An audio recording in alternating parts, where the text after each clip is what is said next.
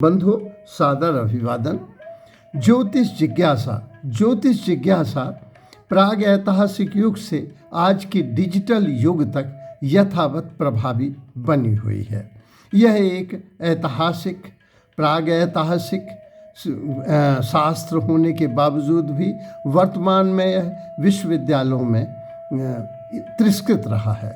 अगर हम इतिहास की दृष्टि से देखें तो आज से 25,000 वर्ष पूर्व जो सुमेरियन सभ्यता में जो हड्डियां मिली हैं उन पर ज्योतिष के चिन्ह अंकित हैं, और 6,000 वर्ष पूर्व तो सुमेरियन सभ्यता ने ज्योतिष के आधार स्तंभों को महत्वपूर्ण आधार प्रदान किया।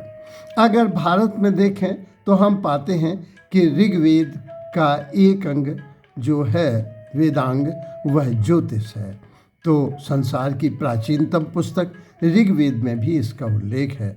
ऋग्वेद में जिन जो तत्कालीन समय के ग्रह नक्षत्रों का विवेचन किया गया है, आज गणना है, ग्राफ है, उपकरण हैं, तो ऐसे ग्रह नक्षत्र आज से 95,000 वर्ष पूर्व के हैं। इसीलिए लोकमान्य तिलक ये मानते हैं कि वेदों की रचना 95,000 वर्ष पूर्व हुई है।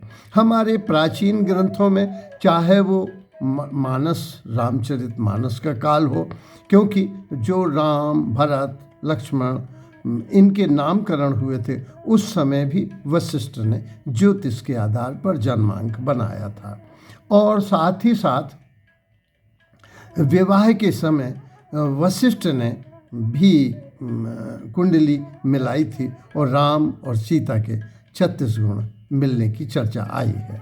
इसी तरह से महाभारत काल में जब शांतनु के पुत्र भीष्म सत्यवती या मत्स्यगंधा के पास गए तो उन्होंने कहा था कि मेरी कन्या के हस्तरेखाओं में ये उल्लेख है कि ये राज महसी होगी और इसके पुत्र राज्य करेंगे।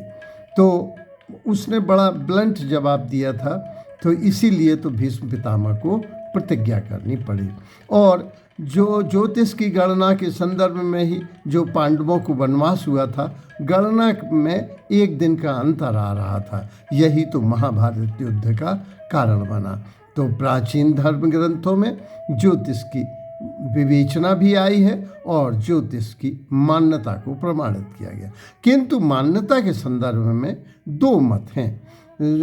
उज्जैन के पंडित सूर्य नारायण व्यास एक महान ख्यातिवत ज्योतिषाचार्य थे। इतने बड़े ज्योतिषाचार्य थे कि भारत को जो स्वतंत्रता मिलनी थी उस स्वतंत्रता की तिथि ही उन्होंने तय की थी कि 15 तारीख को लें, जबकि पाकिस्तान को 14 तारीख में स्वतंत्रता मिल चुकी थी।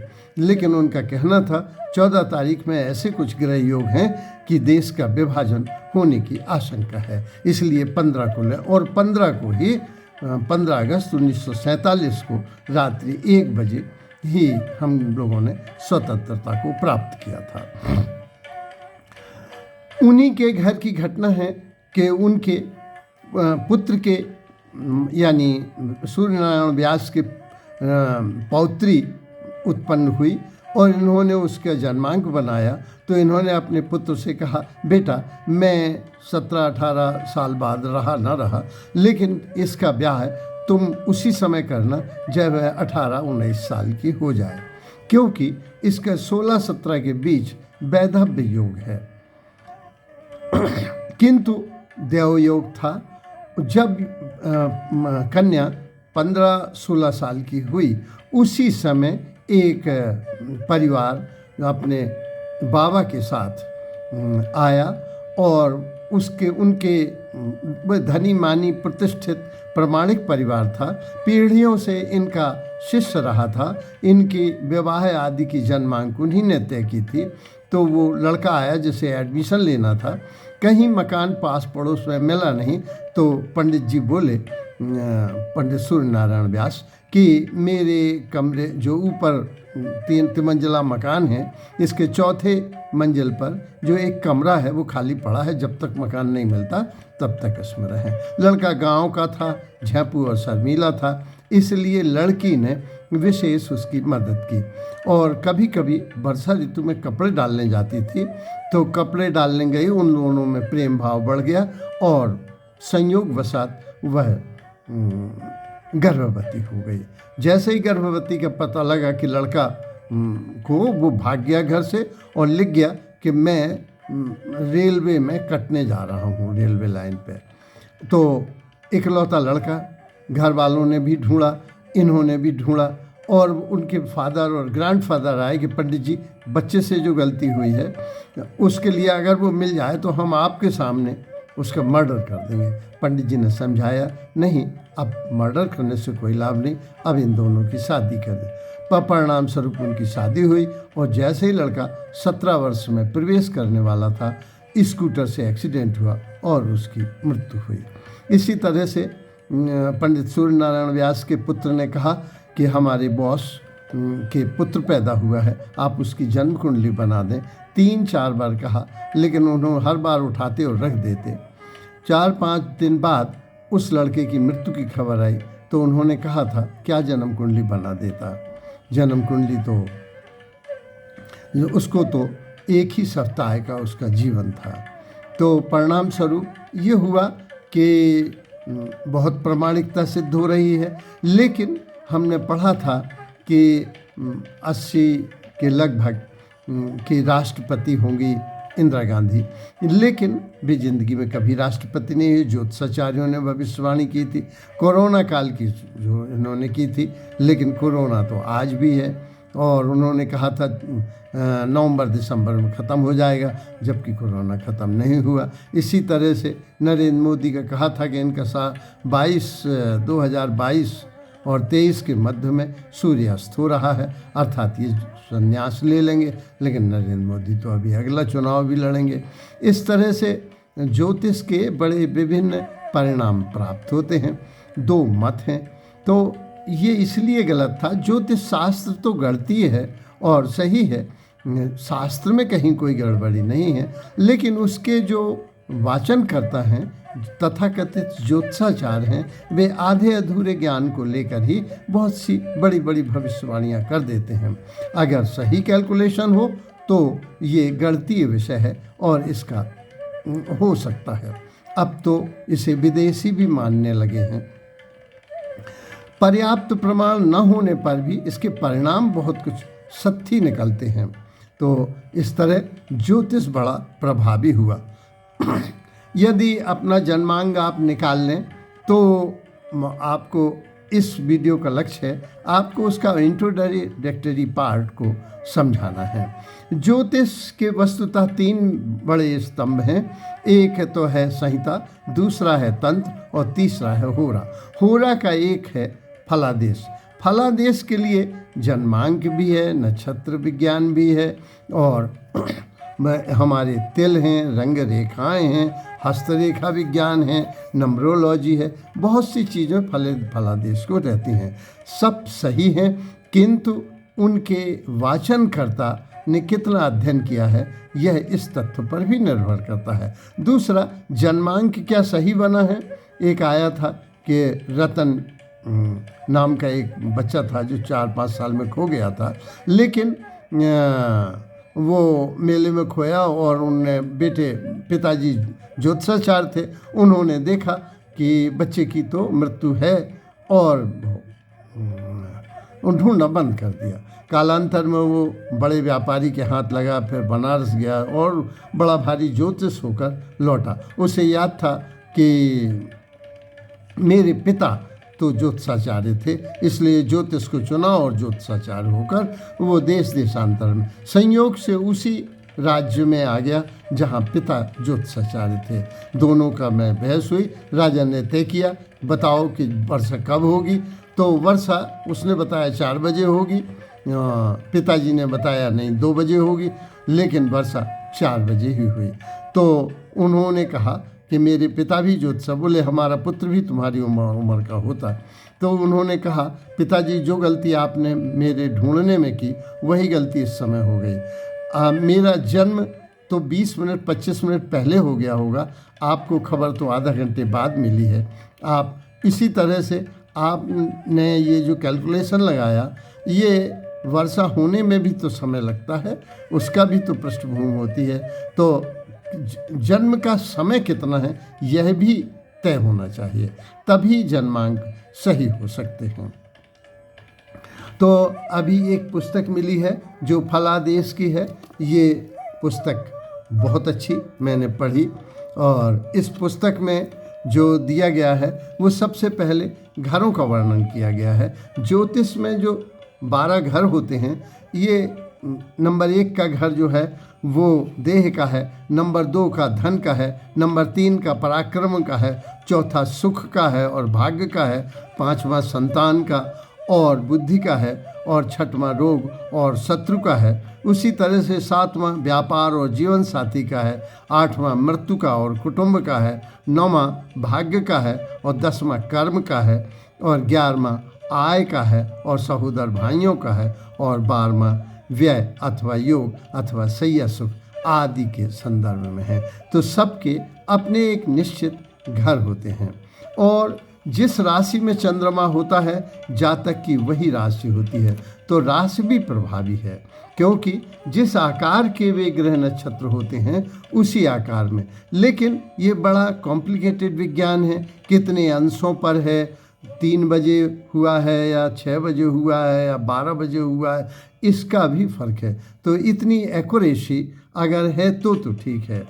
तो राशियों के स्वामी भी होते हैं, जो 12 राशियां हैं, जैसे मेष और वृश्चिक का मंगल है, वृष और तुला का शुक्र है, मिथुन और कन्या का बुध है, धनु और मीन का गुरु है, और मकर और कुंभ का शनि है, और कर्क का चंद्रमा है, और सिंह का सूर्य है।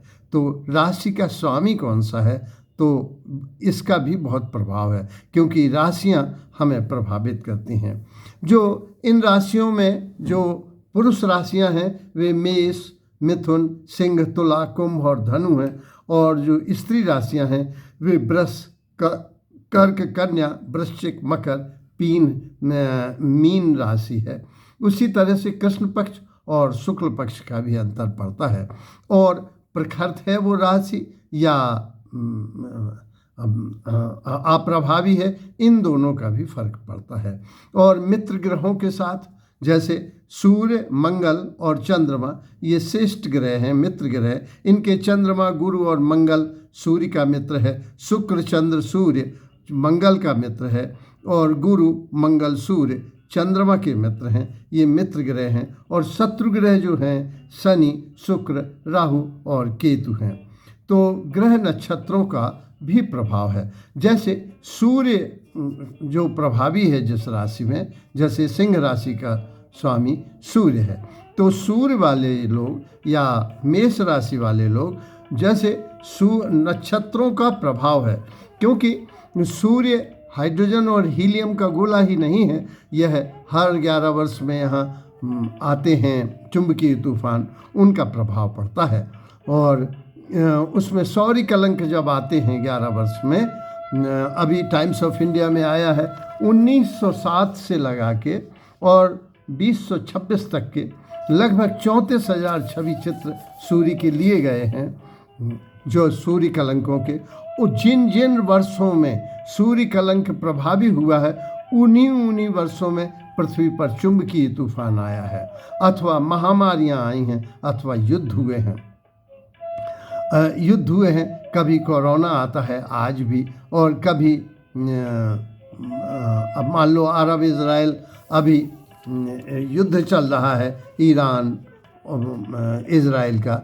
और साथ ही हम देखते हैं कि फिलीपाइंस में बड़ा भारी भूकंप आया है।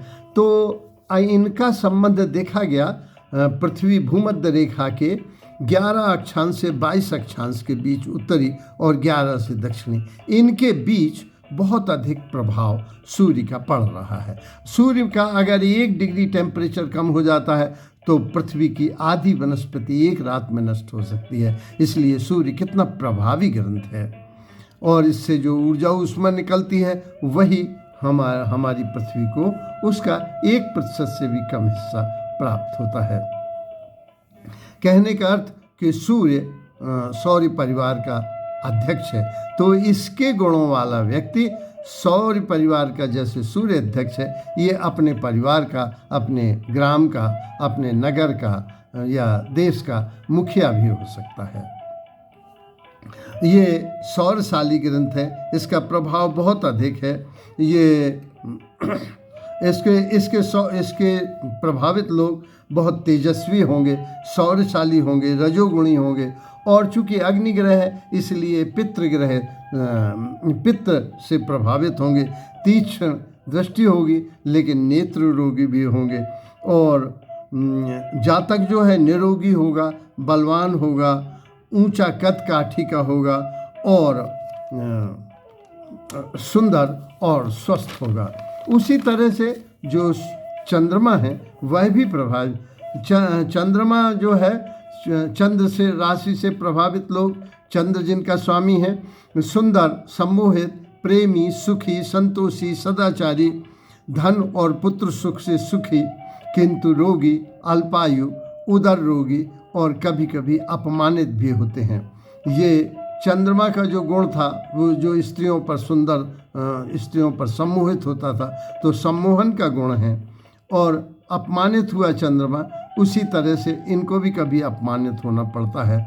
और चंद्रमा घटता बढ़ता है तो इनका भी स्वास्थ्य घटता बढ़ता रहता है। और लेकिन ये प्रेमी हैं, संतोषी हैं, सुखी हैं, तो